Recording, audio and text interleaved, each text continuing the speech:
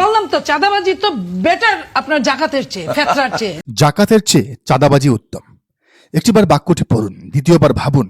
একটি মুসলিম সংখ্যাগরিষ্ঠ দেশের জাতীয় সংসদের একজন আইন প্রণেতা, যিনি কিনা ক্ষমতাসীন দলের প্রতিনিধিত্ব করছেন, তিনি লাইভ টকশোর ক্যামেরার সামনে বসে অত্যন্ত দম্ভের সাথে উচ্চারণ করলেন এই ভয়ঙ্কর কথাটি। ইসলামের পঞ্চম স্তম্ভের অন্যতম একটি পবিত্র স্তম্ভ জাকাতকে তিনি সরাসরি তুলনা করলেন সমাজের অন্যতম জঘন্য অপরাধ চাঁদাবাজির সাথে। শুধু তুলনা করলেন না, চাঁদাবাজিকে জাকাতের চেয়ে উত্তম বা শ্রেয় বলে রায় দিয়ে দিলে। বাংলাদেশের রাজনীতির এই চরম অবক্ষয় এবং আদর্শিক দেউলিয়াত্বের নতুন এক ভয়ঙ্কর থ্রিলারে আজ আপনাদের স্বাগতম।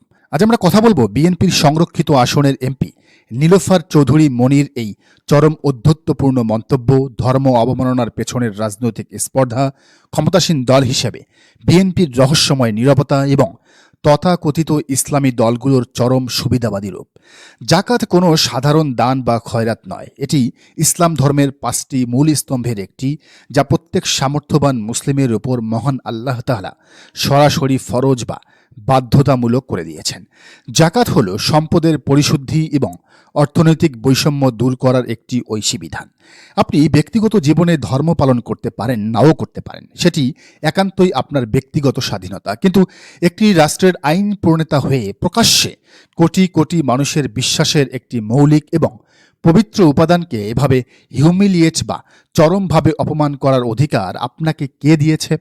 আর এই পবিত্র ইবাদতকে তিনি কিসের সাথে মেলালেন জানেন? চাঁদাবাজি, যেটা বিএনপির নেতাকর্মীরা করে থাকেন, যা আইনত একটি জঘন্য ফৌজদারি অপরাধ, সমাজের রন্ধ্রে রন্ধ্রে ক্যান্সারের মতো ছড়িয়ে থেকে সাধারণ মানুষের জীবনকে অতিষ্ঠ করে তোলে। সেই চাঁদাবাজিকে জাকাতের চেয়ে উত্তম বলার এই স্পর্ধা মূলত দেশের সংবিধান এবং দেশের কোটি কোটি ধর্মপ্রাণ মানুষের অনুভূতিতে এক ভয়ঙ্কর কুঠেরাঘাত। আইনের ভাষায় এটি সুস্পষ্ট এবং সরাসরি ধর্ম অবমাননা। বাংলাদেশের দণ্ডবিধির 295 ক ধারা অনুযায়ী ইচ্ছাকৃতভাবে কোনো শ্রেণীর মানুষের ধর্ম বা ধর্মীয় বিশ্বাসকে অবমাননা করা একটি জামিন অযোগ্য এবং শাস্তিযোগ্য অপরাধ।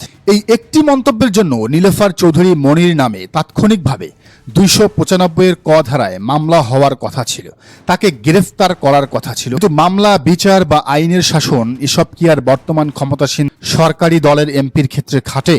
উত্তর হলো না, খাটে না। ক্ষমতার দম্ভে আইন আজ তাদের পকেটে বন্দী। সবচেয়ে ভয়ঙ্কর থ্রিলারটি লুকিয়ে আছে এই ঘটনার পরবর্তী 24 ঘন্টার চিত্রে। একজন সংসদ সদস্য এত বড় একটি স্পর্ধিত এবং ধর্মবিদ্বেষী মন্তব্য করার পর 24 ঘন্টার বেশি সময় পার হয়ে গেছে, কিন্তু ক্ষমতাসীন বিএনপি দলগতভাবে তার বিরুদ্ধে কোনো ব্যবস্থাই নেয়নি। দল থেকে তাকে বহিষ্কার করা তো দূরের কথা, সাধারণ একটি শোকজ বা কারণ দর্শানোর নোটিশ পর্যন্ত দেওয়া হয়নি। অথচ এই বিএনপি শায়েখ আহমদুল্লাহকে জাকাত বোর্ডের সদস্য বানিয়ে তাকে ইন্টারন্যাশনালি জাকাত নিয়ে কাজ করার কথা বলছে। শায়েখ আহমদুল্লাহর এখন উচিত বিএনপিকে বলা যে আপনাদের এই নেত্রী, যিনি জাকাত নিয়ে অবমাননাকর বক্তব্য দিয়েছেন, তাকে আপনারা বহিষ্কার করেন। নেটিজেনরা এবং রাজনৈতিক বিশ্লেষকরা অত্যন্ত ক্ষোভের সাথে বলছেন, বিএনপির ঘাড়ে এখন মূলত শাহবাগী ভূত শক্তভাবে চেপে বসেছে। দলের ভেতরে ডানপন্থী বা ইসলামপন্থী মূল্যবোধে বিশ্বাসীদের সুপরিকল্পিতভাবে সাইডলাইনে ফেলে দিয়ে এমন কিছু মানুষকে সামনে আনা হচ্ছে যাদের মনস্তত্ত্ব চরমভাবে ধর্মবিদ্বেষী। এটি কোনো বিচ্ছিন্ন ঘটনা নয়, একটু পেছনে তাকান। বিএনপির আরেক প্রভাবশালী নেতা মোশাররফ হোসেন ঠাকুর লাইভ টকশোতে বসে অত্যন্ত নগ্নভাবে বলেছিলেন, নেকাব পরে মুখ ঢাকাটা নাকি পতিতাদের রীতি। একজন মুসলিম নারীর পর্দার বিধানকে সরাসরি পতিতাবৃত্তির সাথে তুলনা করার মতো এমন জঘন্যতম কথা বলার পরও সেই ঠাকুরকে বিএনপি একটি ফুলের টোকাও দেয়নি। তাকে দল থেকে চরম আশকারা দিয়ে লালন পালন করা হচ্ছে। এই ঘটনাগুলো প্রমাণ করে ইসলাম অবমাননার এই ধারাটি বিএনপিতে এখন আর কোনো বিচ্ছিন্ন মন্তব্য নয়, এটি মূলত একটি প্রাতিষ্ঠানিক মানসিকতায় পরিণত হয়েছে। ক্ষমতাসীন বিএনপির এই চরম নির্লজ্জতার বিপরীতে বাংলাদেশের রাজনৈতিক ইতিহাসের একটি পুরনো পাতা উল্টানো অত্যন্ত প্রাসঙ্গিক। পতিত স্বৈরাচার আওয়ামী লীগের আমলে খোদ শেখ হাসিনার অত্যন্ত ক্ষমতাধর মন্ত্রী ছিলেন আব্দুল লতিফ সিদ্দিকী। তিনি যখন নিউ ইয়র্কে বসে পবিত্র হজ এবং তাবলিগ জামাত নিয়ে কটু মন্তব্য করেছিলেন, তখন কিন্তু আওয়ামী লীগ সরকার তাকে ছাড় দেয়নি। চরম চাপের মুখে পড়ে হলেও শেখ হাসিনা তাকে মন্ত্রিসভা থেকে লাথি মেরে বের করে দিয়েছিলেন এবং দল থেকে আজীবনের জন্য বহিষ্কার করেছিলেন। পরবর্তীতে তাকে জেলেও যেতে হয়েছিল। যে আওয়ামী লীগকে আমরা ফেসিস্ট এবং ইসলাম বিদ্বেষী বলে জানি, তারাও যখন তাদের মন্ত্রীর ধর্ম অবমাননার বিরুদ্ধে কঠোর শাস্তিমূলক ব্যবস্থা নিয়েছিল, সেখানে আজ ক্ষমতার মসনদে বসা বিএনপি তাদের এই চুনোপুটি এমপিদের বিরুদ্ধে কোনো ব্যবস্থাই নিচ্ছে না। এই নির্লজ্জতা কি প্রমাণ করে না যে ধর্ম অবমাননার ক্ষেত্রে বিএনপি এখন পতিত আওয়ামী লীগকেও ছাড়িয়ে যাচ্ছে? এই পুরো নাটকের সবচেয়ে ক্লাইম্যাক্স এবং হাস্যকর দৃশ্যটি হলো দেশের তথাকথিত ইসলাম রক্ষক দলগুলোর ভূমিকা। জাকাতকে চাঁদাবাজির চেয়ে নিকৃষ্ট বলার পর দেশের ধর্মপ্রাণ মানুষ যখন ক্ষোভে ফুঁসে, তখন বিএনপির রাজনৈতিক মিত্র এবং শরিক দল জমিয়তে উলামায়ে ইসলাম এবং কওমি অঙ্গনের সবচেয়ে বড় প্ল্যাটফর্ম হেফাজতে ইসলাম কোথায়? তারা মুখে একদম শক্ত করে ক্লু পেটে বসে আছে। তাদের গলা দিয়ে কোনো শব্দ বের হচ্ছে না, কোনো বিবৃতি আসছে না, কোনো ফতোয়া দেওয়া হচ্ছে না। অথচ এই একই দলগুলো যখন জামায়াতে ইসলামের কোনো নেতার সামান্য রাজনৈতিক সিদ্ধান্ত নিয়ে প্রশ্ন ওঠে, তখন তাকে অন ইসলামিক, মৌদুদি ফিতনা বা বাতিল আকাইদ বলে ফতোয়ার ঝড় তুলে দেশে ভাসিয়ে দেয়। জামাতকে গালি দেওয়ার সময় তাদের গলার রগ ফুলে যায়। আজ সরকারি দলের এমপি যখন সরাসরি ইসলামের মূল স্তম্ভ জাকাতকে অপমান করছে, তখন তাদের সেই হুঙ্কার কোথায় গেল? ক্ষমতার হালুয়া রুটির ভাগ এবং সরকারি সুযোগ সুবিধা হারানোর ভয়ে কি তারা আজ নীরব?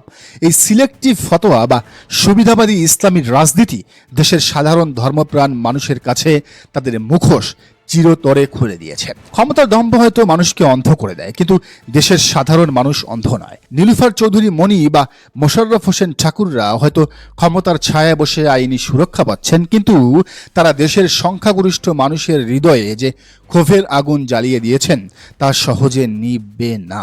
ধর্মপ্রাণ মুসলিমদের এখনও একটি ক্ষীণ প্রত্যাশা রয়েছে, তা হলো বিএনপির শীর্ষ নেতৃত্ব হয়তো হুঁশ ফিরবে এবং নিজেদের রাজনৈতিক অস্তিত্ব বাঁচানোর তাগিদেই এই ধর্মবিদ্বেষীদের বিরুদ্ধে কঠোর সাংগঠনিক এবং আইনি ব্যবস্থা গ্রহণ করবে। আর যদি তারা তা না করে, তবে মনে রাখতে হবে যে দেশের মানুষ ধর্ম অবমাননার প্রতিবাদে স্বৈরাচারী শাসনকেও কাঁপিয়ে দিতে পারে। সেই দেশের মানুষ এই অহংকারী এবং দলদাস এমপিদের চরম পরিণতি নিশ্চিত করতে খুব বেশি সময় নেবে না। জাকাতকে অপমান করার এই স্পর্ধা হয়তো খুব শিগগিরই তাদের রাজনৈতিক কফিনের শেষ পেরেক হয়ে দাঁড়াবে। দর্শক, বিষয়টিকে আপনি কিভাবে দেখছেন জানান মন্তব্যের ঘরে। আর এই চ্যানেলে নতুন হলে অবশ্যই সাবস্ক্রাইব করুন এবং বেল আইকনটি বাজিয়ে রাখুন, যাতে পরবর্তী ভিডিওটি আপনি দেখতে পান।